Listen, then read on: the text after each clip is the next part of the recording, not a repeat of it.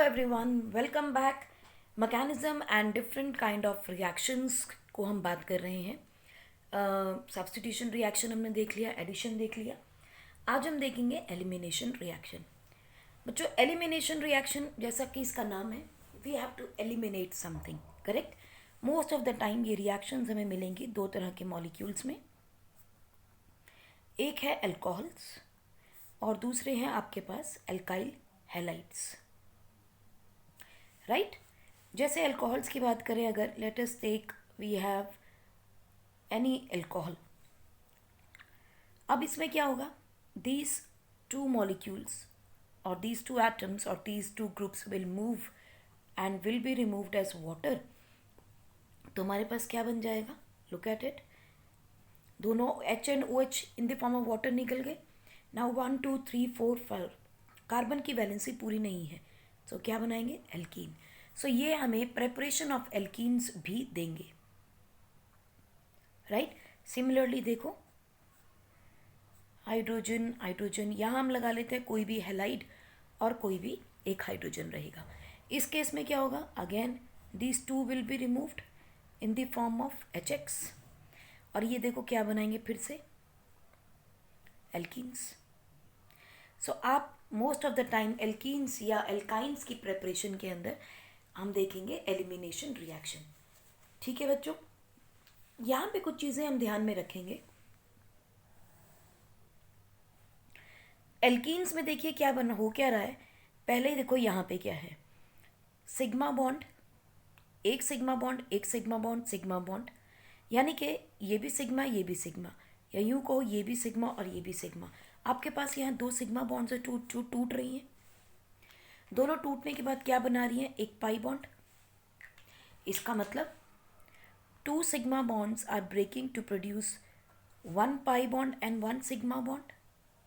और आपको पता है एक पाई बॉन्ड जो होती है उसकी एनर्जी ज़्यादा होती है as compare to sigma bond, right. क्योंकि हमें पता है कि पाई बॉन्ड डायनेमिक रूप है, अनस्टेबल होता है, यानी कि हम एक स्टेबल बॉन्ड से एक अनस्टेबल बॉन्ड बना रहे हैं, या यूँ कह सकते हैं हम एक सैचुरेटेड कंपाउंड से अनसैचुरेटेड बना रहे हैं। इट मीन्स इसकी एनर्जी ज़्यादा होगी, यानी हम लो एनर्जी मॉलिक्यूल से एक हाई एनर्जी मॉलिक्यूल बना रहे। बहुत सिंपल सी बात है, स्टेबल फॉर्म से अनस्टेबल, सैचुरेटेड से अनसैचुरेटेड, एनर्जी लो हो ज़्यादा होगी इस केस में। सो इट का मतलब ये रिएक्शन कैसी होनी चाहिए, endothermic. And endothermic reactions are favoured at high temperature.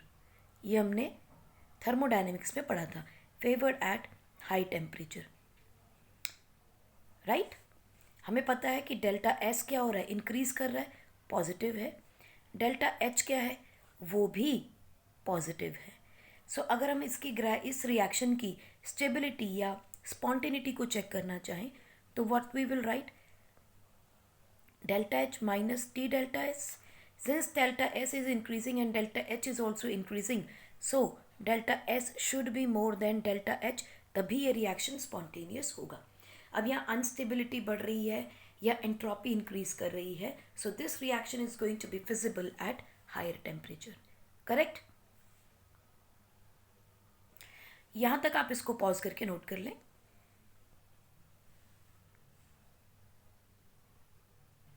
जितनी भी आप एलिमिनेशन रिएक्शंस देखेंगे बच्चों, वहाँ हम दो तीन तरह की रिएक्शंस देखते हैं। सबसे पहली चीज़ तो हम देखते हैं उसमें alpha and beta elimination. What do you mean by alpha beta elimination?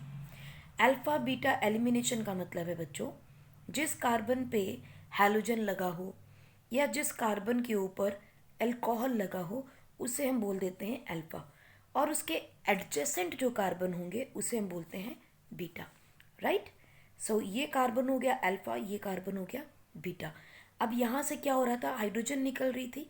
So hydrogen हमेशा आपका बीटा कार्बन से निकलता है, that is why we call it as alpha beta elimination.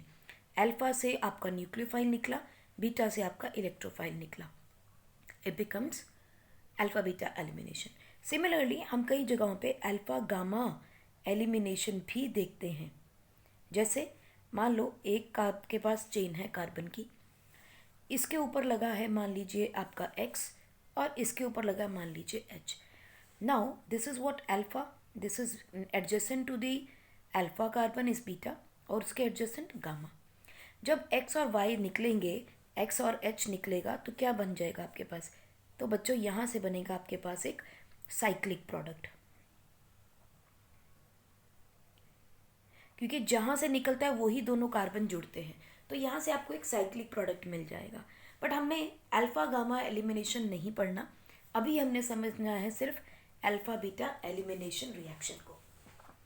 तो बच्चों अल्फा बीटा एलिमिनेशन रिएक्शन में भी 2-3 तरह की रिएक्शन होती हैं, बट हमें सिर्फ 2 पे ध्यान रखना है। ऑल्दो हम तीसरे का नाम जानेंगे, लेकिन हम उसके बारे में ज़्यादा बात नहीं करेंगे बिकॉज ये कम यूज़ होती है।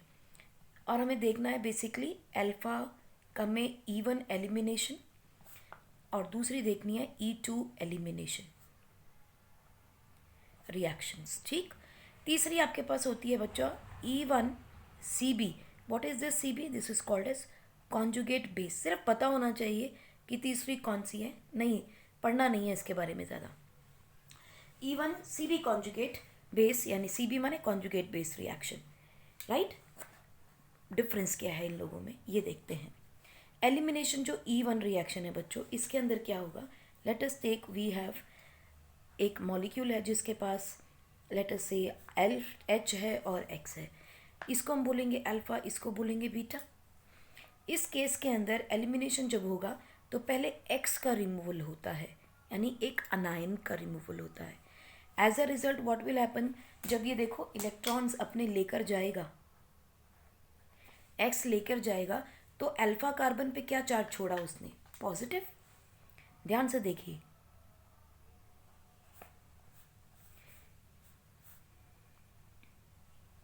इसके ऊपर एक पॉजिटिव चार्ज आ जाता है। अब क्या होगा? अब इस केस के अंदर दोबारा आगे further there is a removal of H positive ion. क्यों? क्योंकि अब ये दोनों अपने इलेक्ट्रॉन इसको देकर जाएगा to neutralise this positive charge, so there is a removal of H positive. तो आपको क्या मिला? Double bond C। तो देखिए बन गया आपके पास एल्कीन। लेकिन ये रिएक्शन है बच्चों E1 elimination reaction. E1 elimination reaction में फॉर्मेशन ऑफ कार्बोकटायन आती है, कार्बोकटायन। E1 एलिमिनेशन में कार्बोकटायन की फॉर्मेशन होती है, और यहाँ पर हमें कुछ चीज़ों का ध्यान रखना होता है। E1 एलिमिनेशन में कार्बोकटायन बन रहा है, और कार्बोकटायन की स्टेबिलिटी ऑर्डर क्या है? कार्बोकटायन स्टेबिलिटी ऑर्डर क्या है? Yes, it is 3 degree, 2 degree is 1 degree, right. ये है आपका E1 elimination reaction. E1 elimination reaction को यूनिमोलिकुलर भी कहते हैं, क्योंकि देखो एक बार में एक चीज़ निकल रही है, एक बार में एक चीज़ निकल रही है। पहले X नेगेटिव निकला, फिर H पॉजिटिव निकला। So E1 elimination is also called as unimolecular elimination. पहले सिंपल समझते हैं, फंडामेंटल्स आगे देखेंगे और अच्छे से डिटेल में इसको देखेंगे। E2 एलिमिनेशन को टू वर्ड क्यों लिखा गया? क्योंकि ये है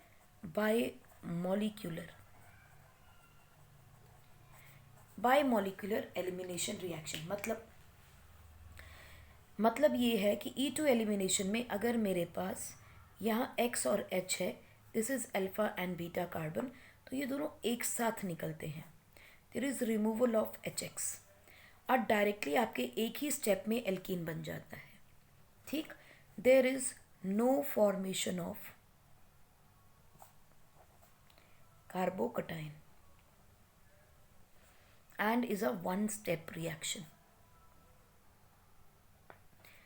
ठीक, no formation of carbocation, it is a one step reaction. यहाँ देखो कार्बोकटायन बन रहा था and it is 2 steps reaction. पहले कार्बोकटायन बनता है और फिर एल्कीन बनता है, राइट।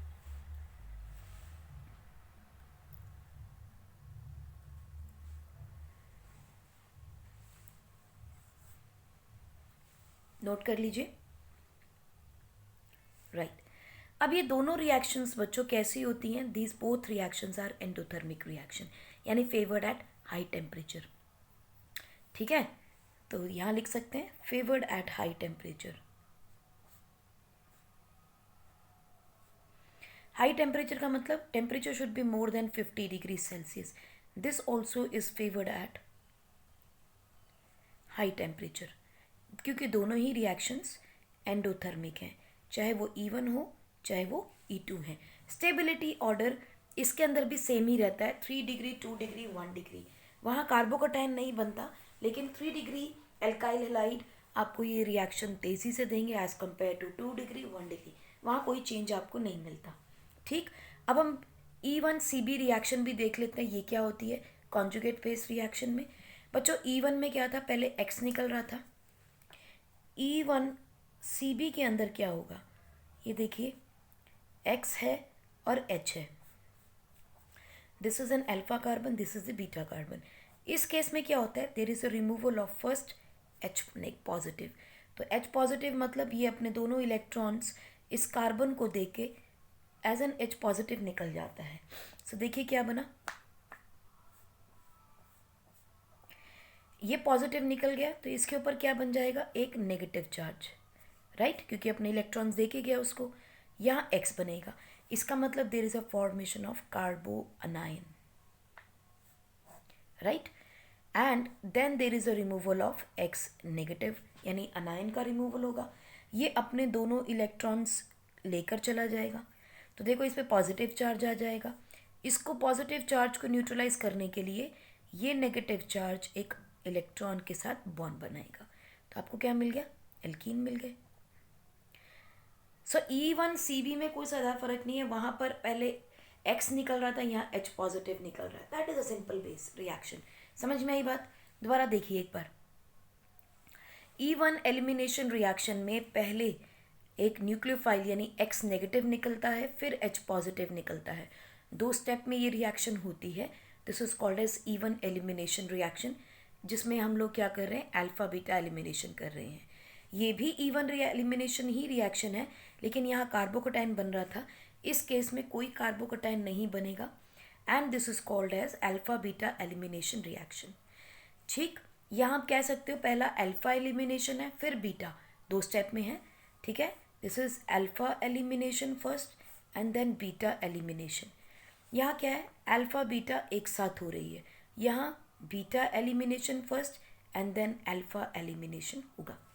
बस इतना सा कॉन्सेप्ट है जो आपको ध्यान में रखना है about E1 alpha beta elimination reactions. ये तो सिंपल से बेसिस हुए जो आपको समझ में आने चाहिए।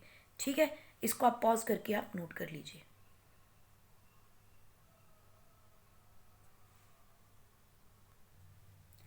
इसको क्या कहते हैं हम लोग? E2 एलिमिनेशन, जहाँ पर 2 मॉलिक्यूल इन्वॉल्व हो रहे हैं। It is a bimolecular reaction.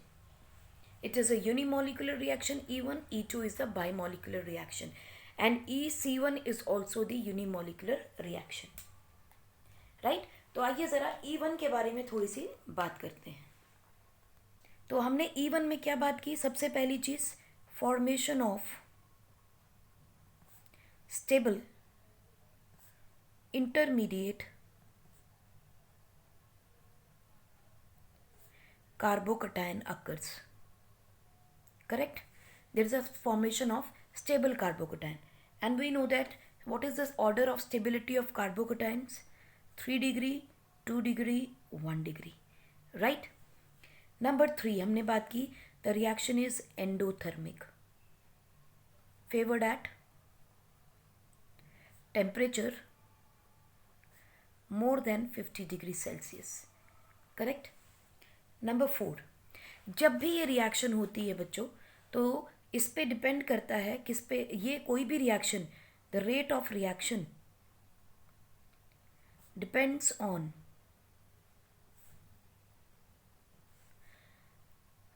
On only substrate,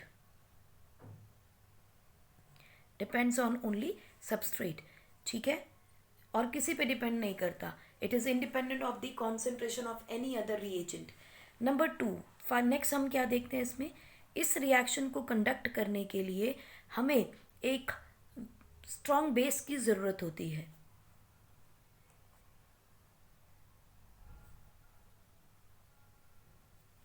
ठीक, ओके, सॉरी, इसमें हम यूज़ करेंगे weak base, because strong base जो है वो नीड हमें ज़रूरत पड़ती है E2 में। बच्चों वीक बेस का क्यों चाहिए? बिकॉज वीक बेस जो है वो क्या देता है, वो भी एक न्यूक्लियोफाइल देता है बेसिकली। वीक बेस जो होते हैं they always will wait for weak base will wait for formation of carbocation. जब तक कार्बोकटाइन नहीं बनेगा तब तक ये बेस अटैक नहीं करता। यानी कि पहले स्टेप के अंदर ये वीक बेस जो है कोई काम नहीं करता सिवाय इसके कि वो कार्बन की और हैलोजन की या एक्स की बॉन्ड को तोड़े। ठीक है, उसके बारे में बात करते हैं। But weak base will wait for the formation of carbocation, यानी weak base will act in the second step of the reaction. Pause करके नोट कर लें। चलिए इसको समझने के लिए एक एग्जाम्पल देखते हैं, बाकी फिर आगे देखते हैं इसकी। देखिए क्या होगा जब हम E1 एलिमिनेशन करेंगे। Let us take an example, कोई भी मॉलिक्यूल है आपके पास, ठीक है, उसमें एक X लगा है और ये H लगा है। Now we know that this is the alpha and this is the beta. क्योंकि E1 एलिमिनेशन है तो हमारे पास कोई ना कोई रिएजेंट तो चाहिए, अपने आप तो ये बॉन्ड टूटेगा नहीं। कार्बन और हैलोजन का या एक्स का बॉन्ड अपने आप तो टूटेगा नहीं, वी नीड सम रिएजेंट। और वो रिएजेंट क्या होना चाहिए? वो रिएजेंट एक ऐसा होना चाहिए वीक बेस जो कि सिर्फ और सिर्फ इसकी पोलैरिटी को बढ़ाएगा। ठीक है, माने एक ऐसा बेस जो कि खुद पोलर बॉन्ड बनाएगा। पोलर होना चाहिए क्योंकि उसने आपको क्या देना है, पोलैरिटी डिलीट करनी है। ठीक है, तो हम यहाँ लिख सकते हैं एक point that we need polar protic solvent is required to lead formation of carbocation. Carbocation की फॉर्मेशन के लिए आपको कोई ना कोई प्रोटिक सॉल्वेंट चाहिए, और ये प्रोटिक सॉल्वेंट कैसा होता है? वीक बेस होता है। देखिए जैसे एग्जाम्पल है आपके पास मिथाइल अल्कोहल। अब ये मिथाइल अल्कोहल में देखिए ऑक्सीजन है, कार्बन है, हाइड्रोजन है, सबकी इलेक्ट्रोनेगेटिविटी डिफरेंट होती है। एज अ रिजल्ट ये खुद स्लाइटली नेगेटिव होगा, ये पॉजिटिव और ये भी पॉजिटिव हो जाएगा। इसके डाइपोल की वजह से इसमें इंड्यूस्ड डाइपोल आएगा। So this is dipole induced dipole, DID। As a result ये क्या होगा? This will cause the induction effect. ये अपने पास -I इफेक्ट शो करेगा nucleophile. So this will make this bond weak. ठीक, दूसरा अगर आपको याद हो, जितने भी आपके सॉल्वेंट होते हैं which have polarity, they are having good dielectric constant. और डाइलेक्ट्रिक कांस्टेंट का मतलब क्या था? वो जो पोलर बॉन्ड को तोड़ने में हेल्प करे, तो ये इस बॉन्ड को तोड़ने में मदद करता है। ठीक है, एज अ रिजल्ट हमें क्या मिलता है? CH2H and positive charge with 1x negative. ये क्यों हुआ है? Because of this weak base. This is a weak base which will cause dipole induced dipole, क्योंकि ये न्यूट्रल मॉलिक्यूल था, इसके अंदर डाइपोल को इंड्यूस किया है, पहली चीज। दूसरी आप देखोगे because of good dielectric constant, because of good dielectric constant CX bond will break. किसका डाइलेक्ट्रिक कांस्टेंट है? Good dielectric constant of solvent. कौन है सॉल्वेंट यहाँ? ये base, weak base. So because of good dielectric constant C और X की bond टूट जाएगी। ठीक है, जिसकी वजह से कार्बोकटाइन की फॉर्मेशन हो सकेगी। Right, so this is going to cause. और ये क्यों होता है? क्योंकि जैसे ही यहाँ से X निकलेगा, टूटेगा, तो ये अल्कोहल इसको अपने पास लेके बैठ जाता है। ठीक है, यहीं पर मार्क करते हैं that solvent on breaking CX bond solvates X negative ion in solvent to prevent backward reaction, to prevent backward reaction. नहीं तो वापस जाके जुड़ जाएगा, वो वहाँ पॉजिटिव चार्ज है, इसके पास नेगेटिव चार्ज है, फिर से जुड़ जाएगा। सो उसको ऑक्यूपाई भी तो करके रखना है। सॉल्वेंट उसे ऑक्यूपाई करके रखता है अगर वो पोलर प्रोटिक होगा। प्रोटिक का मतलब क्या है यहाँ पे? देखो, पोलर तो समझ में आया कि पोलैरिटी जनरेट की। प्रोटिक से क्या होगा? प्रोटिक इसके H पॉजिटिव, प्रोटिक माने H पॉजिटिव। प्रोटिक का मतलब होता है can donate H positive ion, right. ये H पॉजिटिव इस नेगेटिव के साथ कंबाइन करके उसे सॉल्वेट करता है। So this H positive ion can donate H positive ion and solvates X negative ion. तो उसको रोक लिया, अब बैकवर्ड डायरेक्शन में रिएक्शन नहीं होगा। That is why we need strong, a weak base and a polar protic solvent. Next important condition क्या है बच्चों? देखो, rate of this even elimination, यानी कितनी तेजी से ये रिएक्शन होगी। It depends upon the ability of leaving group. कौन है लिविंग ग्रुप? लिविंग ग्रुप मतलब जो छोड़ के जा रहा है, यानी X। कितनी आसानी से X निकलेगा ये इस पे डिपेंड करेगा कि रिएक्शन कितनी तेज़ी से होगी। और लिविंग ग्रुप के निकलने का मतलब है वो खुद एक स्टेबल आयन होना चाहिए, ठीक है। तो X नेगेटिव अपने इलेक्ट्रॉन को लेके जा सकता है क्योंकि इलेक्ट्रोनेगेटिव है, और इलेक्ट्रोनेगेटिव एलिमेंट पे नेगेटिव चार्ज फिर भी स्टेबल होता है। इट मीन्स वो इट कैन एकोमोडेटेड, उसे अपनी ऑर्बिट में कहीं रख सकता है, ठीक है। सो इसीलिए rate of elimination reaction depends upon the ability of living group. So जरा फिर से रिएक्शन देखते हैं जो हमने ऊपर लिखी थी। CHX CH2H। In the presence of a weak base, you can take methyl alcohol, ethyl alcohol, water, anything you can take. सबसे पहले H नेगेटिव निकलेगा तो you will get RCH single bond CH2 positive charge, and then in the presence of this weak base it is going to cause the beta elimination reaction. Beta elimination reaction मतलब ये hydrogen निकलेगा minus H positive, so you will get CH double bond CH2, right? So this is the formation of alkene. आइए कुछ examples देखते हैं। हमारे पास molecule है CH3 CH2 CH BrCH3। हमने इसकी रिएक्शन बच्चों कर दी मिथाइल अल्कोहल के साथ एट द टेम्परेचर से 80 डिग्री सेल्सियस। ये इंपॉर्टेंट है, टेम्परेचर हाई होना चाहिए क्योंकि ये एंडोथर्मिक रिएक्शन है, it will favour it. So now we know जिसके साथ अल्काइल ग्रुप ये कनेक्टेड होता है, हैलोजन या कोई भी अल्कोहल या फिर हैलोजन कनेक्टेड, उसे हम बोलते हैं अल्फा कार्बन। उसके एडजेसेंट कार्बन को बोलते हैं बीटा। इसका मतलब ये भी बीटा और ये भी beta, and this was what gamma. Gamma से भी कोई लेना देना नहीं है हमारा, हमें सिर्फ बीटा से मतलब है। इसका मतलब पहले स्टेप में Br निकलेगा, एक कार्बोकटाइन बनेगा। चलिए इसका मैकेनिज्म देख लेते हैं। ये वाले ब्रोमीन के इलेक्ट्रॉन अपने लेकर चला जाएगा, ठीक है। So we will release Br negative, तो आपको क्या मिलेगा? CH3 CH2 CH positive CH3, एक कार्बोकटाइन बन गया। Now we know it is a 2 degree carbocation, correct. क्या पॉसिबिलिटी है कि इसमें 3 डिग्री कार्बोकटाइन बन सकता है? बन सकता है कि नहीं बन सकता, वो भी देखेंगे। पहली चीज़, अब देखो बीटा से हमने हाइड्रोजन निकालना है। अब हाइड्रोजन यहाँ से भी निकल सकता है क्योंकि ये बीटा है, और यहाँ से भी निकल सकता है। इस केस के अंदर चलिए पहले इससे निकालते हैं, तो हमारे प्रोडक्ट बन गए।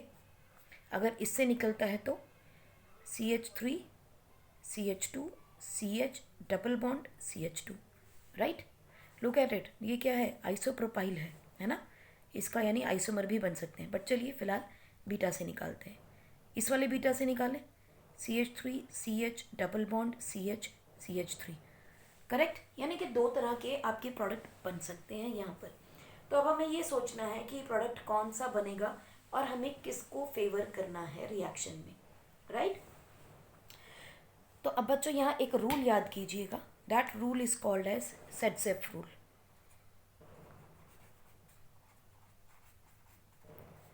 Setzeff rule बेसिकली एल्कीन्स की स्टेबिलिटी के बारे में है. It says that alkene having maximum number of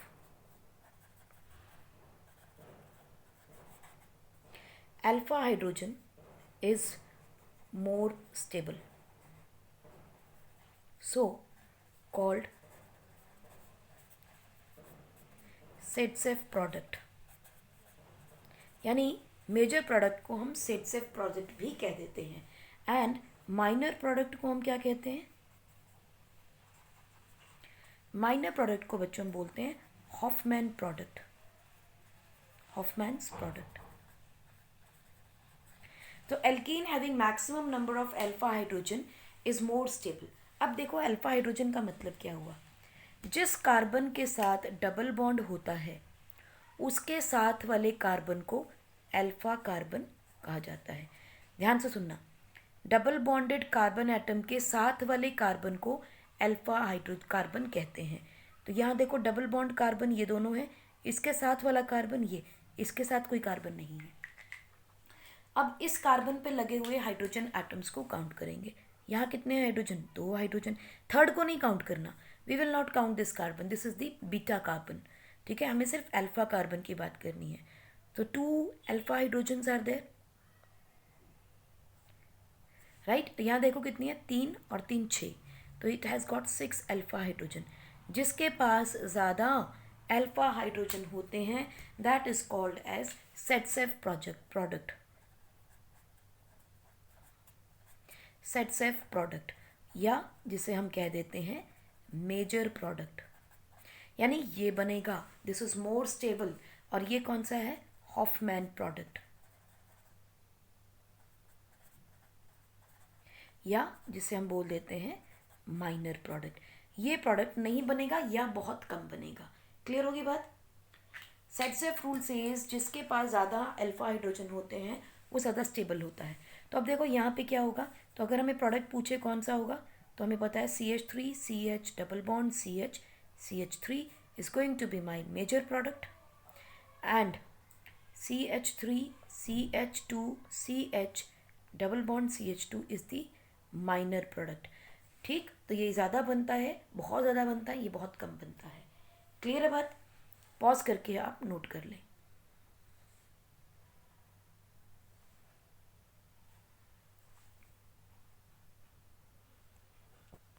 चलिए आपको एक एग्जाम्पल देते हैं, आप पॉज करके ट्राई कीजिएगा कि उसका क्या प्रोडक्ट बनाएंगे.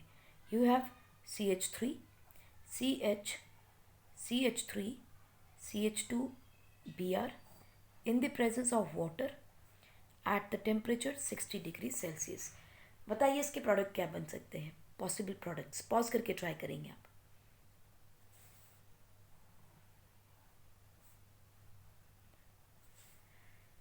पॉज करके ट्राई कर लिया. चलिए देखते हैं क्या बनता है. सबसे पहली चीज़, अल्फा कार्बन कौन है? This is the alpha carbon, this is going to be the beta carbon. और तो कोई कार्बन है नहीं मेरे पास, है ना. तो देखिए इसका मैकेनिज्म क्या समझ में आता है. सबसे पहली चीज़, ब्रोमीन निकलेगा.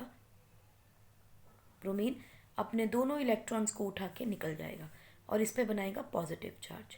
CH3 CH CH3 CH2 positive charge. ना लुक एट इट, ये कैसा कार्बोकटायन है? 1 डिग्री. क्या ये पॉसिबल है ये 2 डिग्री 3 डिग्री में कन्वर्ट हो सकता है? बिल्कुल हो सकता है. देखो कैसे. अगर ये वाला हाइड्रोजन, चलिए इसको हम दोबारा लिख लेते हैं, CH3 CH3H CH2 प्लस का चार्ज, राइट. अगर ये कार्बन हाइड्रोजन अपने दोनों इलेक्ट्रॉन्स को उठा के इस कार्बन के पास पहुंच जाए तो बना देगा ना 2 डिग्री. 2 डिग्री क्या, रादर 3 डिग्री बन गया. देखिए, राइट. अब ये 3 डिग्री बन गया आपके पास कार्बोकटायन. ठीक, अब इसमें देखो जिसके पास, यानी यहाँ से अब ये बन गया मेरा अल्फा, ये है बीटा बीटा बीटा. सभी एक जैसे हैं, कहीं से भी निकाल दें इलेक्ट्रॉन को. तो इसका मतलब हमारे पास प्रोडक्ट क्या बनेगा. चलिए इसमें से निकाल दें. तो ये आएगा CH2 double bond single bond CH3 CH3। देखो चलिए इसको हम ऐसे लिख लेते हैं, एक हाइड्रोजन यहाँ ले लें। अभी क्या होगा, ये दोनों हाइड्रोजन जो हैं अपने इलेक्ट्रॉन्स को इस बॉन्ड के ऊपर छोड़ के बाहर आ जाएंगे। So there will be loss of H positive ion. तो बन गया आपके पास मॉलिक्यूल, राइट। सो यहाँ पे बेसिकली इस स्टेप को हम क्या बोलते हैं बच्चों, जब हमने 2 डिग्री से, जब हमने एक 1 डिग्री से 3 डिग्री कार्बोकटाइन बनाया है, this is 1 degree carbocation, this is 3 degree, this step is called as rearrangement, जिसके बारे में हम बात करेंगे। This is the rearrangement reaction. और कैसे हो रहा है रीअरेंजमेंट, फर्स्ट कार्बन और सेकंड कार्बन में हाइड्राइड का शिफ्ट है 1,2 H नेगेटिव शिफ्ट। देखो यहाँ से इलेक्ट्रॉन लेके अपने इस कार्बन पे पास पहुँच गया था, ये दोनों इलेक्ट्रॉन उठाए, इसके पास आ गया, H नेगेटिव का शिफ्ट है क्योंकि इसने दोनों इलेक्ट्रॉन खींचे हैं अपने पास, तो H नेगेटिव इसके पास पहुँच जाएगा। This is called as rearrangement 1,2 H negative shift और हाइड्राइड आयन शिफ्ट। ठीक, सो हमारे पास पे यहाँ प्रोडक्ट क्या बना, दिमाग में आता है भैया सीधा सा बनाते हैं, ये CH3 ये CH3 डबल बॉन्ड CH2 है ना, अरे ये तो पहले ही बन रहा था, यहाँ ना भी मैं शिफ्ट दिखाती तो भी मेरा प्रोडक्ट यही बन रहा था। चलिए इस क्वेश्चन को थोड़ा सा मॉडिफाई करते हैं और फिर आपसे पूछते हैं कि आप इसका प्रोडक्ट क्या बनाते। देखो example, you have CH3 CH3 CH3 इसकी रिएक्शन आपने वाटर के साथ की एट 60 डिग्री सेल्सियस। बनाइए इसका प्रोडक्ट क्या बनाएंगे। यहाँ पर Br लिख लेते हैं, वी नीड समथिंग, तो चलिए यहाँ Br लिख देते हैं। तो बताइए क्या बनाओगे। अब जिसके साथ Br लगा है वो क्या बन जाएगा, अल्फा, उसके अगल बगल वाले कार्बन बीटा, यानी ये भी बीटा और ये भी बीटा। तो बताइए क्या बनाओगे, आप खुद सोचो कि कौन सा कार्बोकटाइन बन सकता है और क्या क्या कर सकते हैं। पॉज करके ट्राई कीजिए, देखिए कर लिया ट्राई। चलिए हम देखते हैं कि क्या क्या बन सकता था। ये बीटा कार्बन है, यहाँ से हाइड्रोजन जा सकता था और यहाँ से Br, तो हमारे पास क्या बन सकता था product, C double bond CH CH3। दूसरा प्रोडक्ट क्या बन सकता था, इस बीटा से निकालते हैं कार्बन को, तो CH3 CH single bond CH double bond CH2, ये भी बन सकता था। अब बताइए कौन सा बनना चाहिए था। देखिए दो चीज़ों से हम इसको जस्टिफाई कर सकते हैं।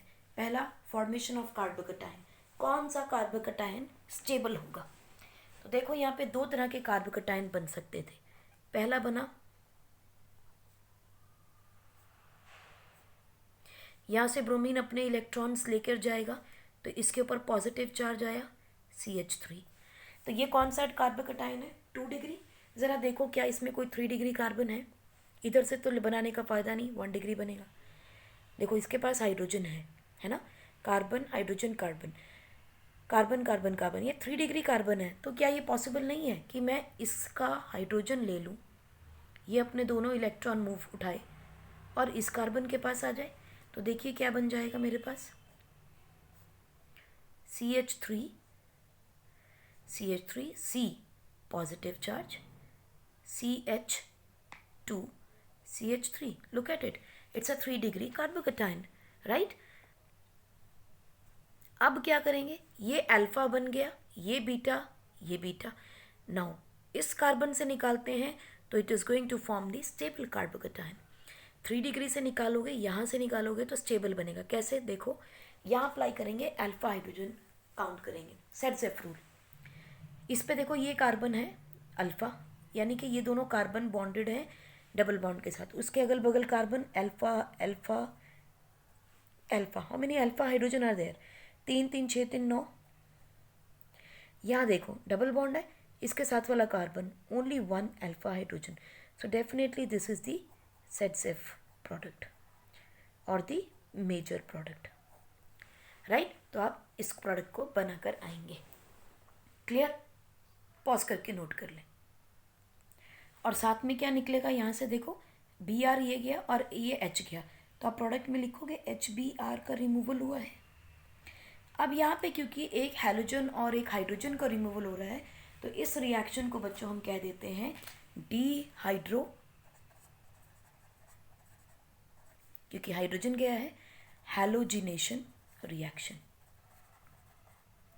यानी कि एक हाइड्रोजन और एक हैलोजन का रिमूवल हो रहा है, डीहाइड्रो हैलोजिनेशन रिएक्शन कहा जाता है इस रिएक्शन को।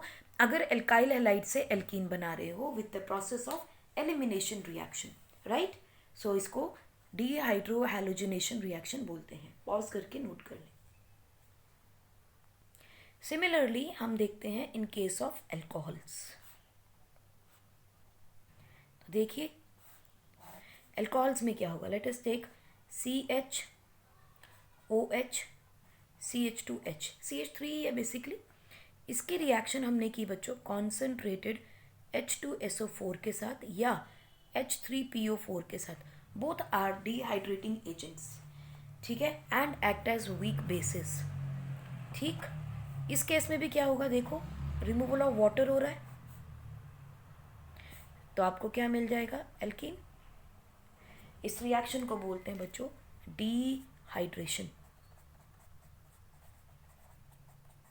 सो dehydration of alcohols gives us alkene. ये भी आप प्रिपरेशन ऑफ एल्कीन्स में देखेंगे। चलिए एक एग्जांपल देखते हैं पहले। हम इसी रिएक्शन को देखते हैं और उसका मैकेनिज्म समझते हैं, how the things are happening. क्योंकि रिएक्शन का अगर मैकेनिज्म आता है तो हम समझ पाएंगे रिएक्शंस को, नहीं तो रटना पड़ेगा। ये है OH, since this is also the E1 elimination reaction है, तो यहाँ देखिए क्या होगा, HOS double bond O double bond O OH, ये क्या है H2SO4। ठीक, देखिए ध्यान से देखना, इसके पास क्या है लोन पेयर, ये है एक एसिड। एसिड क्या करता है, अपना H पॉजिटिव देता है, ये H पॉजिटिव निकलेगा और इसके साथ बॉन्ड बना लेगा, डेटिव बॉन्ड। तो आपके पास क्या बना, RCH CH2H, एंड यहाँ क्या हो गया OH and H with a dative bond with the hydrogen. क्योंकि अपना लोन पेयर दिया है उसने, तो एक प्लस का चार्ज आ जाएगा, करेक्ट। इसे हम बोलते हैं बच्चों प्रोटोनेटेड एल्कोहल, राइट। अब देखिए क्या होगा, now is the removal of water. Now इस रिमूवल ऑफ वाटर से क्या बनेगा बच्चों, कार्बोकटाइन। देखो कैसे, अब ऑक्सीजन पे पॉजिटिव चार्ज है, ये कार्बन से अपने इलेक्ट्रॉन को मांगेगा ताकि ये न्यूट्रलाइज हो जाए और ये बॉन्ड हो जाएगी ब्रेक। तो देखिए RCH CH2H positive charge, this is the formation of कार्बोकटाइन। इस स्टेप के बिना ये रिएक्शन नहीं हो सकती, इसीलिए इस रिएक्शन को हम बोलते हैं रेट डिटरमाइनिंग स्टेप। यानी ये रिएक्शन कितनी तेजी से होगी वो डिपेंड करता है फॉर्मेशन ऑफ कार्बोकटाइन पे। So this is called as rate determining step. बन गया कार्बोकटाइन। अब क्या करना है, सिंपल, आपके पास बेस रिएक्ट करेगा। व्हाट इज दैट बेस, देखो H2SO4 से कटा था, है ना, S double bond O OOH negative रह गया, क्योंकि ये बॉन्ड टूटी थी, इसने एक्चुअली इलेक्ट्रॉन अपने ले लिए थे, ऑक्सीजन ने, नेगेटिव है। देखो अब क्या होगा, ये वाला जो बॉन्ड है ये अपने इलेक्ट्रॉन देके इन the form of H positive इसके पास पहुंच जाएगा जुड़ने के लिए, तो आपको क्या मिल गया, और ये देखो डबल बॉन्ड बन गई। सो यहाँ रिएक्शन में क्या से प्रोसीड हुई, RCH डबल बॉन्ड CH2 की फॉर्मेशन होगी, एंड देर इज़ अ अपना H2SO4 आपको वापस मिल गया, क्योंकि H2SO4 is just a reagent, ठीक है, एक कैटलिस्ट की तरह काम कर रहा है इस रिएक्शन को प्रोसीड कराने में, acting as a weak base. ठीक, और वो वीक बेस कौन है एक्चुअली, ये वाला जो कि H2SO4 से मिला आपको। इसीलिए इस रिएक्शन में लॉस ऑफ वाटर हो रहा है, और लॉस ऑफ वाटर की वजह से the reaction is called as dehydration reaction. Is that clear? इसको आप पॉज करके नोट कर लीजिए।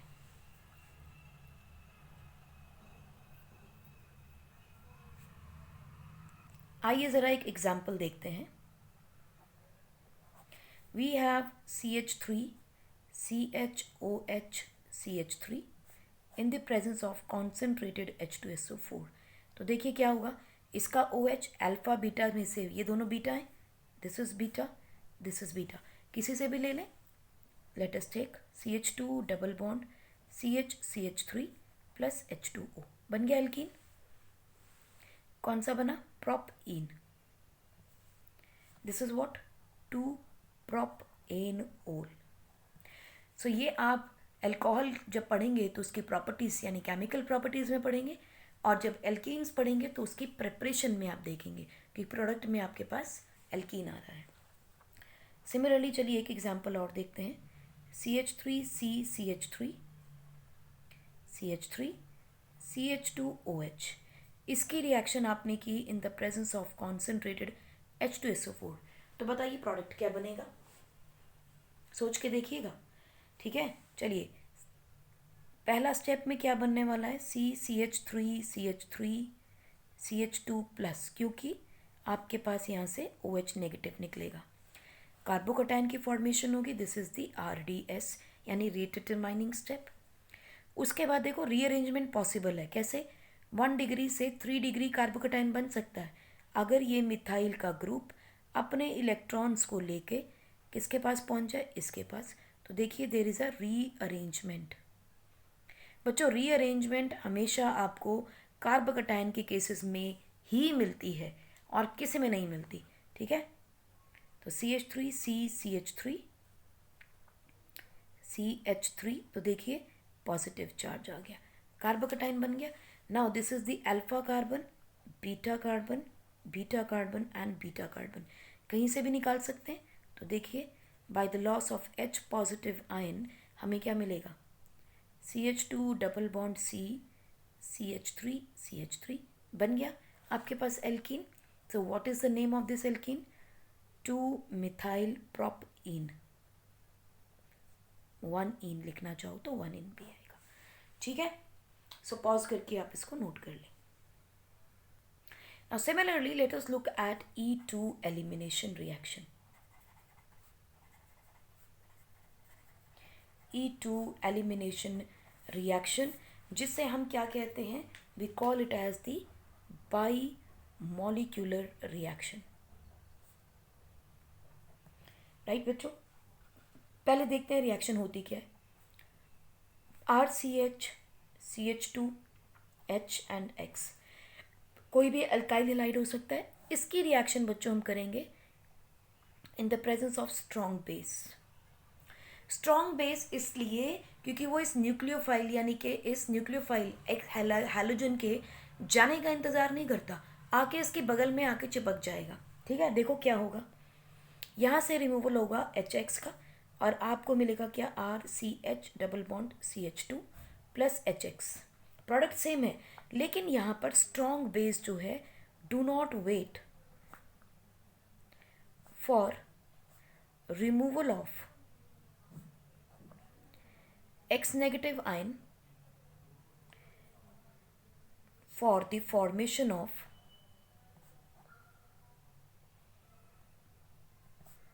कार्बोकटाइन। इंतज़ार नहीं करता, बेसब्रा होता है ये। जो स्ट्रांग होता है वो कहता है मैं अपनी जगह खुद बना लूँगा। करेक्ट, इसलिए यहाँ पे क्या रिएक्शन होगी, ज़रा मैकेनिज्म समझते हैं। देखिए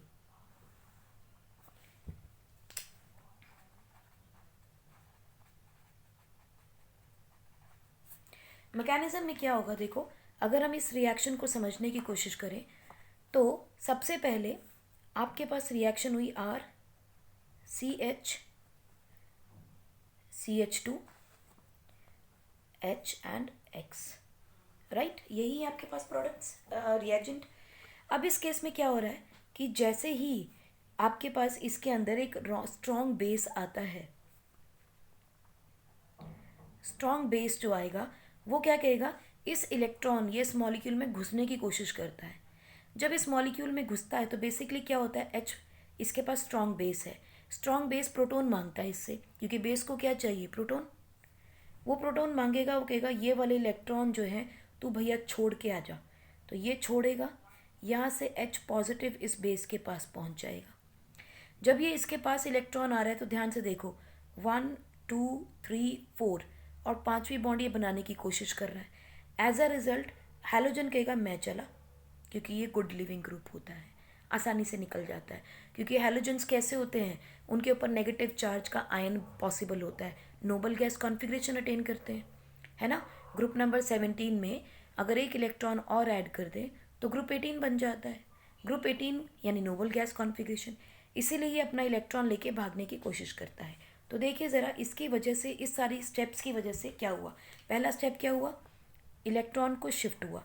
दूसरा स्टेप, हाइड्रोजन वहाँ निकलने की कोशिश कर रहा है। तीसरा स्टेप आपका ये एक्स इलेक्ट्रॉन्स को लेकर जाएगा, ठीक है। तो देखो बहुत सारी चीज़ें एक साथ इकट्ठी हो रही हैं। तो यहाँ पे क्या हो रहा है, ध्यान से देखो, CH2 hydrogen X and there is already a bond. और इसके साथ कौन जुड़ रहा है, ये बेस को हम बी नेगेटिव मान लेते हैं, इसके साथ जुड़ने की कोशिश कर रहा है B negative. So let me show you कौन सी रिएक्शंस बन रही है, बॉन्ड्स बनने की कोशिश कर रही हैं, ये बनने की कोशिश कर रही है, ये भी बनना चाहती है, ठीक है। बट ये रिएक्शन टूटना चाह रही है, ये भी टूटेगी, राइट। सो रेड वाली टूटने की कोशिश कर रही हैं और ग्रीन वाली बनने की कोशिश कर रही हैं। सो ये बनता है बच्चों एक intermediate, this is an intermediate, right. और इसे हम क्या बोलते हैं, इंटरमीडिएट और या फिर ट्रांजिशन स्टेट। इंटरमीडिएट वर्ड भी गलत होगा, transition state is a better word, because ये चीज़ें हो रही हैं, फाइनलाइज कुछ नहीं हुआ। As a result what will happen, ध्यान से देखो, ये बॉन्ड बन जाएगी तो ये टूट गई, this is going to break, this is going to break. तो आपके पास क्या बच गया, ये बच गया RCH डबल बॉन्ड CH2, देखो ध्यान से, और ये बॉन्ड बन रही थी, प्लस आपके पास क्या बन गया HP, करेक्ट, यानी HB का बेस, और ये आपका X निकला है in the form of anion, correct. तो देखो आपके पास फॉर्मेशन ऑफ एल्कीन बन गई। तो ये सारी चीज़ें एक साथ हो रही हैं। अब इस केस के अंदर ध्यान से अगर हम देखते हैं, चलिए इसको थोड़ा सा और बताते हैं आपको। C सिंगल बॉन्ड CH2, ये बॉन्ड टूट रही थी, टूटी नहीं है, ये बॉन्ड बन रही थी, बनी नहीं है, और यहाँ है हाइड्रोजन। इस इंटरमीडिएट में इस कार्बन के पास देखो कितनी बॉन्ड्स हैं, 1 2 3 4 5, दो जुड़ दो, एक टूट रही है एक बन रही है, लेकिन 5 की स्टेट बन रही है। इस स्टेट में ये जो कार्बन अनायन आपके पास बनता है, is this carbon is having 5 bonds, so is highly unstable, और इसीलिए ये बॉन्ड टूटती हैं और ये इंटरमीडिएट एक स्टेबल एल्कीन में कन्वर्ट होता है। अब ध्यान से देखो, यहाँ कहीं भी कार्बोकटायन नहीं बना, correct, there is no carbocation, no carbocation, so no rearrangement. पता कैसे चलेगा कि यहाँ पे एलिमिनेशन रिएक्शन जो है वो E1 हो रही है या E2, आपको सिर्फ ध्यान रखना है कि स्ट्रॉन्ग बेस है या वीक बेस है। अगर वीक बेस है E1 एलिमिनेशन है, अगर स्ट्रॉन्ग बेस है तो E2 एलिमिनेशन है। अगर स्ट्रॉन्ग बेस वीक बेस आता है और E1 एलिमिनेशन होती है तो रीअरेंजमेंट की पॉसिबिलिटीज़ होंगी, क्योंकि कार्बोकटायन बनता है, कार्बोकटायन बनेगा तो रीअरेंजमेंट होगा, कोई कार्बोकटायन नहीं तो कोई रीअरेंजमेंट नहीं होगी, राइट। पॉज करके आप इसको नोट कर लें। तो आइए ज़रा इसके बारे में भी कुछ बातें हैं जो हमें याद करनी है, समझनी है। तो पहला तो यही है कि कोई कार्बोकटायन नहीं है, कोई रीअरेंजमेंट नहीं होगा। नंबर 2 अगर आप देखेंगे तो यहाँ पर रेट ऑफ रिएक्शन, इसके बारे में केमिकल काइनेटिक्स क्लास 12 में आप ज़्यादा पढ़ेंगे, बट यहाँ सिर्फ समझ लीजिए, रेट ऑफ रिएक्शन डिपेंड करेगा आपके पास एल्काइल हैलाइड कितना है और आपके पास बेस कितना है। तो बच्चों इस क्लास रिएक्शन का ऑर्डर हो जाता है 2, सिर्फ समझ लीजिए, अभी डिटेल में नहीं जाएंगे। नंबर 3, इसके अंदर हमें यूजुअली जो बेसिस मिलते हैं, यूजुअली यूज्ड बेसिस कौन से होते हैं, यानी मैक्सिमम केमिस्ट्री के अंदर जब आप एलिमिनेशन रिएक्शंस देखोगे बच्चों तो आपको मिलेगा अल्कोहलिक KOH या अल्कोहलिक NaOH, ठीक। ये दोनों ही चीज़ें जो हैं वो E2 एलिमिनेशन कॉज करती हैं because they are strong bases. इसके अलावा कुछ और भी हैं जो देखने को मिलते हैं, NaNH2 एंड NH3। ये बहुत ही स्ट्रॉन्ग आपका बेस होता है और बहुत सारी रिएक्शंस हमारे को देखने को मिलती हैं। और कौन कौन से हो सकते हैं, आपके पास होते हैं सोडियम इथॉक्साइड, यानी ये है सोडियम टर्शरी। टर्शरी क्यों, 1 2 3 4, ये कार्बन कैसा है, टर्शरी है, 1 2 3 और 4, 4 कार्बन है। तो tertiary butoxide, this is called as sodium tertiary butoxide. बच्चों ये भी एक स्ट्रॉन्ग बेस है जो ये रिएक्शन कॉज करता है।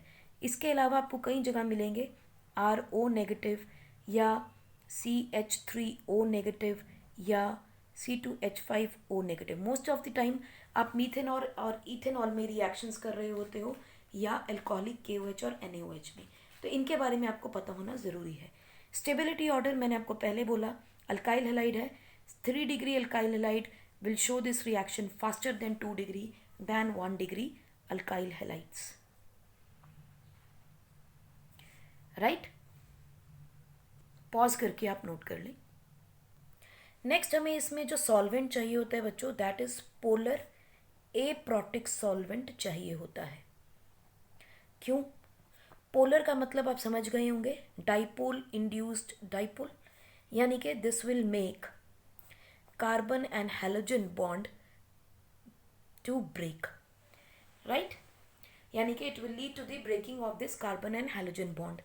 aprotic solvent क्यों चाहिए हमें? aprotic का मतलब क्या हुआ बच्चों? aprotic का मतलब है that do not have H positive। सोचो ज़रा, अगर H पॉजिटिव होता तो क्या होता?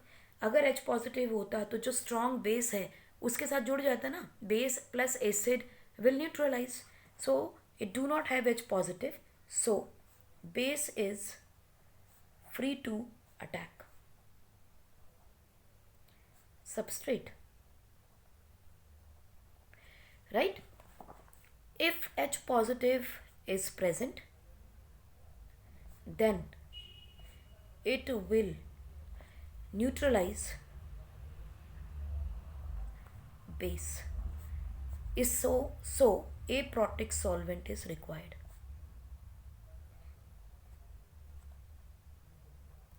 करेक्ट?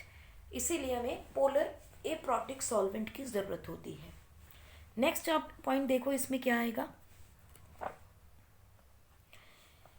इसके अंदर रेट ऑफ रिएक्शन यानी कि rate of E2 elimination reaction, it depends upon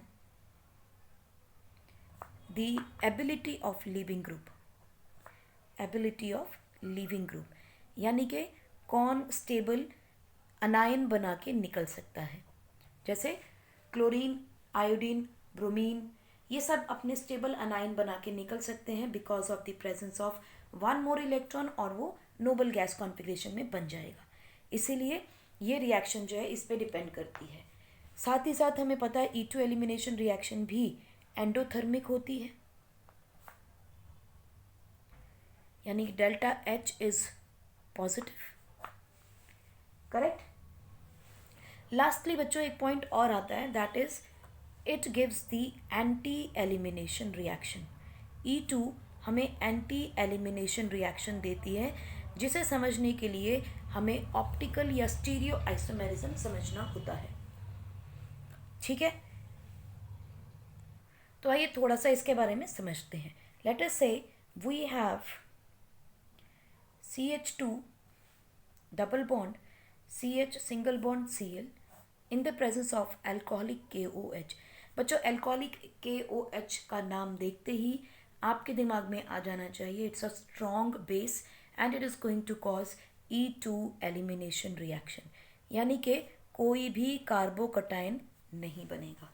अगर कार्बोकटायन नहीं बनेगा तो ये रिएक्शन बच्चों अल्कोहलिक आपके NaNH2 सोडियम सोडा अमाइन और अमोनिया के प्रेजेंस में भी हो सकती है। This is a very strong base. ये रिएक्शन आपकी अल्कोहलिक KOH की प्रेजेंस में नहीं हो पाती है इसके लिए हमें एक और स्ट्रॉन्गर बेस चाहिए होता है टू फॉर्म दी एल्काइंस। ये रिएक्शन आप देखेंगे in the preparation of alkynes में, because this is a very important reaction, हमें ध्यान नहीं रहती। आपको ध्यान रखना है कि अगर आप किसी भी एल्कीन के साथ लगे हुए क्लोराइड की या हैलोजन की रिएक्शन करते हो and you cause the alpha beta elimination reaction, तो वहाँ पे आपको सोडियम अमाइड एंड अमोनिया के प्रेजेंस में ये रिएक्शन करनी होगी, राइट। अब देख लेते हैं एंटी एलिमिनेशन रिएक्शन का मतलब क्या था। बच्चों अगर आपको याद है तो वेज स्ट्रक्चर हम कहाँ लगाते हैं, when bond is towards observer, and dotted कहाँ लगाते हैं, when bond is away from observer, right बच्चों।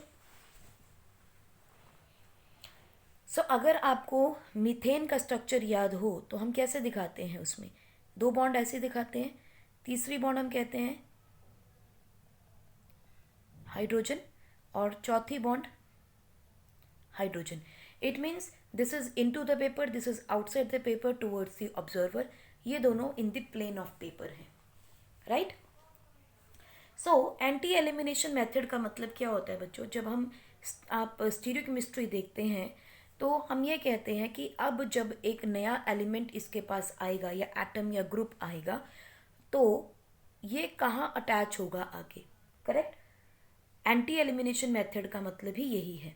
जैसे अगर हमारे पास दो एल्कीन है बच्चों, लेट अस से it has got CH3H CH3H, इसी स्ट्रक्चर को हम ऐसे भी दिखा सकते हैं, ज़रूरी थोड़ी है कि CH3 दोनों ऊपर ही हो, एक नीचे भी हो सकता है ना। तो जब बच्चों दोनों के दोनों एटम्स या दोनों के दोनों अटैच ग्रुप, चाहे वो ये ले लो चाहे ये ले लो, ठीक है, are on the same side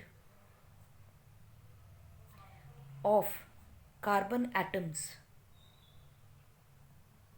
दोनों सेम साइड पे होते हैं, इसे हम बोलते हैं सिस आइसोमर, सिस्टर आइसोमर्स कह लो। जब ये ऑपोजिट साइड पे होते हैं, यानी दोनों के बीच में डिस्टेंस ज़्यादा होता है, ये डिस्टेंस कम होता है, लेट अस से R1, late us say R2, we know that R1 will be less than R2, ये दोनों दूर हो गए, जितने दूर होंगे उतनी इन दोनों के बीच में रिपल्शन कम होती है, this is called as trans isomer, right, when attached groups are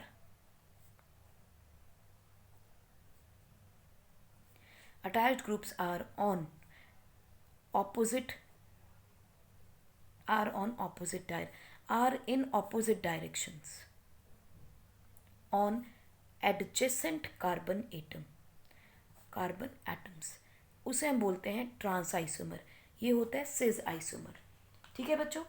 अब जब हमारे पास एंटी एलिमिनेशन हो रहा है, कार्बन के पास ऑलरेडी 4 बॉन्ड होती हैं, तो क्या होगा देखिए,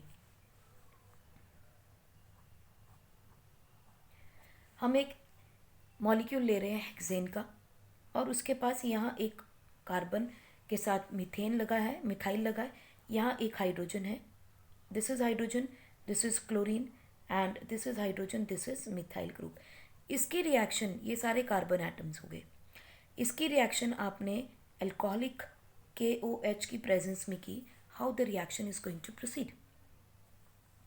ध्यान से देखना, ये क्लोरीन और हाइड्रोजन सेम साइड पर हैं, ठीक है। अगर यहाँ दोनों से निकालना हो तो ये दोनों सेम साइड के कभी नहीं निकलते in case of E2 elimination, this will not happen. On the contrary, हमें उस जगह से हाइड्रोजन निकालना होता है जो ऑपोजिट डायरेक्शन में हो, यानी ये हाइड्रोजन निकलेगा, ये हाइड्रोजन और ये क्लोरीन का मॉलिक्यूल ये निकलेगा, दिस विल हैपन।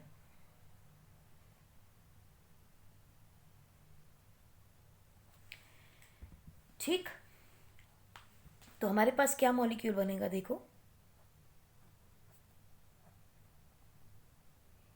ये क्या है आपके पास, देखो ध्यान से, ये है आपके पास अल्फा कार्बन, बीटा और बीटा।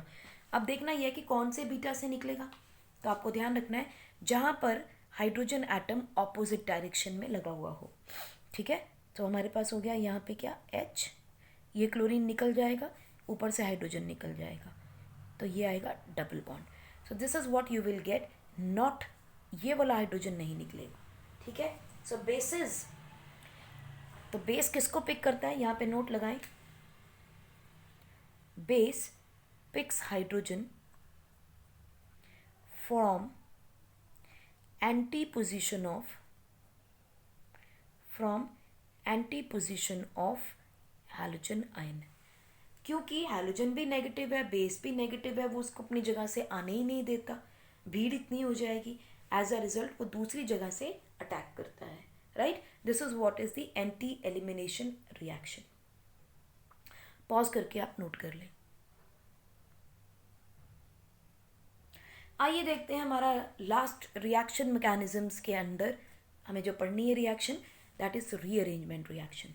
बच्चों रीअरेंजमेंट रिएक्शन मैंने आपको पहले बताया, it is only seen in the case of carbocations, ठीक है, depend upon the stability of carbocation.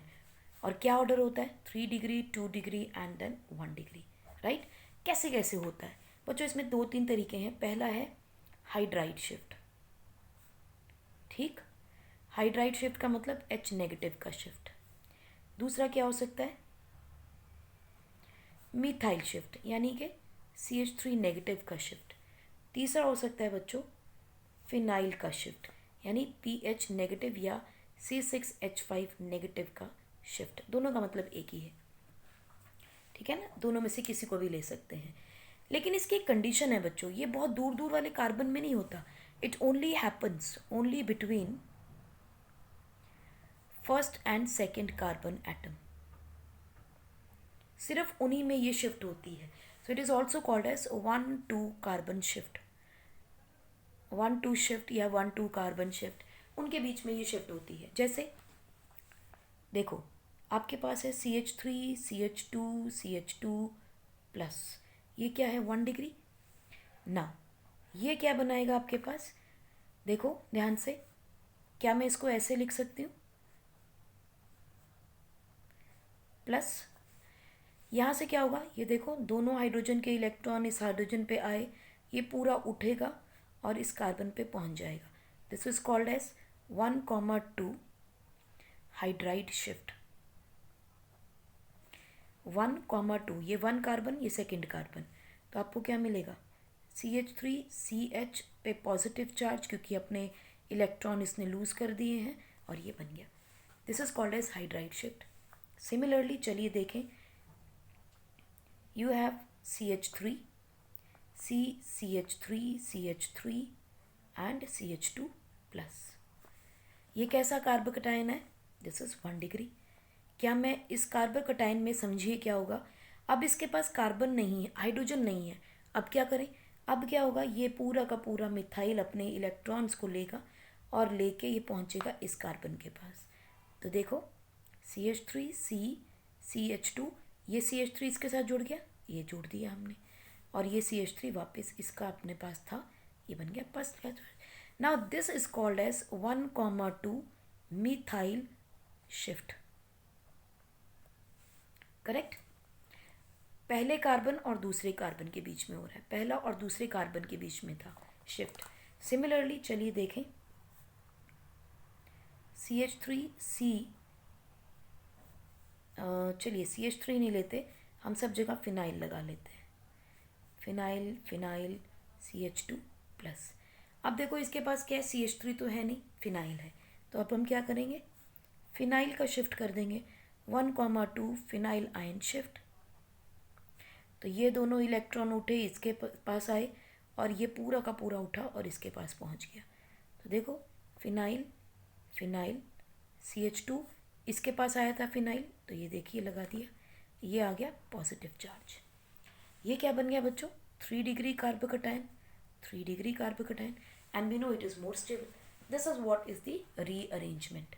अब ध्यान से एक और चीज़ देखिएगा बच्चों, ये भी 3 डिग्री है, ये भी 3 डिग्री है, इन दोनों में कौन स्टेबल हो सकता है, ध्यान से देखिए,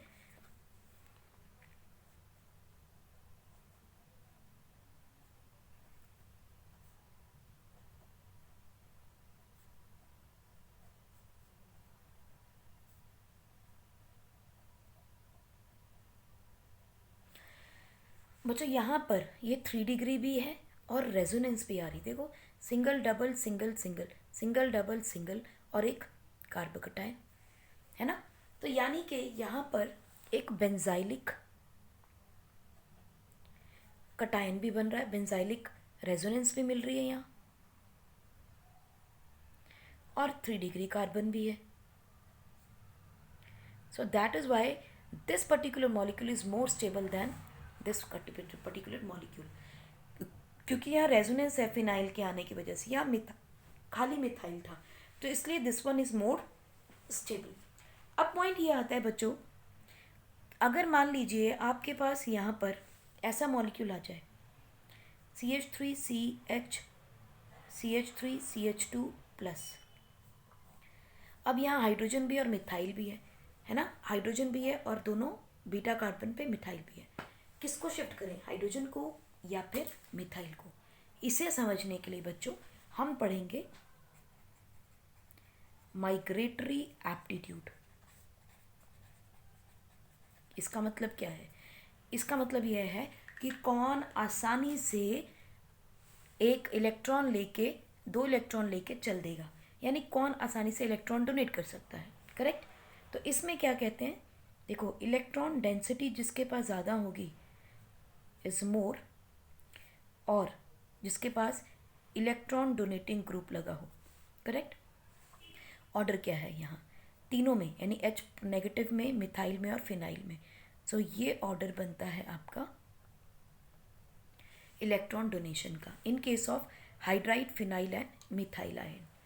ठीक है. सो यहाँ पे क्या होगा, देखो अब इस ऑर्डर को समझो. तो ये इलेक्ट्रॉन लेगा अपने and this will move toward this carbon.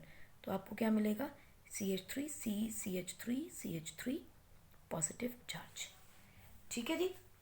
क्योंकि इसका इंडक्टिव इफेक्ट बहुत ज़्यादा है मिथाइल का, इसको स्टेबलाइज करेगा. As a result it is more stable than moving methyl group on this side, क्योंकि वो ऐसे भी 2 डिग्री कार्बोकटाइन बना देगा, है ना. सो इसीलिए ये हमारे लिए बेहतर होगा. अब इसमें आप ये ऑर्डर समझिए, जस्ट रिमेंबर दिस ऑर्डर. तो ये तो हो गया आपके पास. अगर आपके पास CH3 नेगेटिव हो, CH2 CH3 नेगेटिव हो, या आपके पास CH3C CH3 नेगेटिव हो, CH3C CH3 नेगेटिव हो, तो कौन जल्दी के जल्दी इलेक्ट्रॉन देना चाहेगा? आपको पता है ये ऑलरेडी इलेक्ट्रॉन डेंसिटी रिच है और इसके बाद इसका प्लस आई इफेक्ट भी आ गया. सो इसका मतलब ये तो बहुत तेज़ी से इलेक्ट्रॉन देगा, है ना. तो इसका मतलब ऑर्डर क्या होगा, 3 degree, 2 degree, 1 degree and then methyl. So if I need to summarise the order between all these elements and this molecule, तो आप क्या बनाएंगे ऑर्डर, H नेगेटिव सबसे पहले, उसके बाद आपके पास है phenyl, then you have 3 degree alkyl, then 2 degree, then 1 degree and then methyl. This is going to be the migratory aptitude or migratory preference order. right? Pause करके नोट कर लें बच्चों. कभी कभी हमें देखने को मिलता है कि एक बार नहीं 2 या 3 बार हम देखते हैं कि वहाँ शिफ्टिंग हो रही है, माइग्रेशन हो रही है to form more stable carbocation. उसे हम बोलते हैं एक्सटेंडेड शिफ्टिंग. जैसे एग्जाम्पल देखते हैं, we have CH3 CH2 plus और यहाँ लगा है CH3, यहाँ लगा है फिनाइल. इस केस में देखो पहला है 1 डिग्री. अगर हम इसको करें तो देखो यहाँ से ये वाला हाइड्रोजन जो है ये शिफ्ट हो सकता है. तो this is going to be 1,2 hydride shift. क्या बन जाएगा, CH3 CH phenyl, CH3 CH positive, CH3, 2 degree बन गया. अब ये संभावना है कि यहाँ से शिफ्ट हो जाए और एक 3 डिग्री कार्बोकटाइन बन सकता है ना. ये देखो ये वाला हाइड्रोजन इस पे शिफ्ट करेगा, तो हमारे पास क्या बना, CH3 CH फिनाइल, CH3. ये देखो ये बन गया आपके पास 3 डिग्री कार्बोकटाइन. ये था 2 डिग्री, ये था 3 डिग्री. ध्यान से देखो क्या और एक शिफ्ट पॉसिबल है, बिकॉज फिनाइल है मेरे पास, रेजोनेंस भी आ जाएगी साथ में स्टेबिलिटी के लिए. सो देखो फिर से एक शिफ्ट हो सकता है, ये हाइड्रोजन यहाँ शिफ्ट हो जाए, CH3 C प्लस CH2 और यहाँ CH3 और ये है आपके पास फिनाइल लगा हुआ। सो नाउ यहाँ 3 डिग्री भी है, रेजोनेंस भी है, ठीक है। एट द सेम टाइम यहाँ बेंजाइलिक है, तो ये ज़्यादा स्टेबल कार्बोकेटाइन बनेगा। सो यहाँ देखो कितने शिफ्ट्स हुए, एक, दिस इज़ 1,2। ध्यान रखना जिस पे कटायन चार्ज बन गया वो 1 कार्बन हो गया, 1 के अगल में ये 2 है, ये भी 2 है ना। तो फर्स्ट और सेकंड कार्बन के बीच में शिफ्ट हो रहा है। सो 1,2 मिथाइल शिफ्ट। इससे ज़्यादा परे वाला शिफ्ट लेना नहीं, बिल्कुल अगल बगल के कार्बन का लेना है। यहाँ देखो क्या हो रहा है, 1,2 अब हाइड्राइड शिफ्ट है यहाँ भी, यहाँ पर आएगा मिथाइल का शिफ्ट, है ना।